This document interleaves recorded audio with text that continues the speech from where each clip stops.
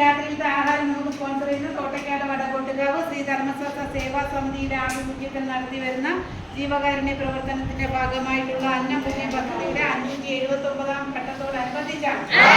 അപ്പൊ ഇന്ന് രാത്രിയിലെ ആഹാരം നമുക്ക് സ്പോൺസർ ചെയ്യുന്ന തോട്ടക്കാട് കുന്നത്തുവാതുക്കൽ പുതിയങ്ങടുത്ത് വീട്ടിൽ ഈസലർ അവരുടെ മക്കളായ അഭിഷേക് ലാലിന്റെയും ആശാ ലാലിന്റെയും ജന്മദിനം പ്രമാണിച്ചാണ്. അപ്പൊ മക്കൾ ഈ രണ്ട് മക്കൾക്കും കൂടെ ഹാപ്പി ബർത്ത്ഡേ പറഞ്ഞാണ്.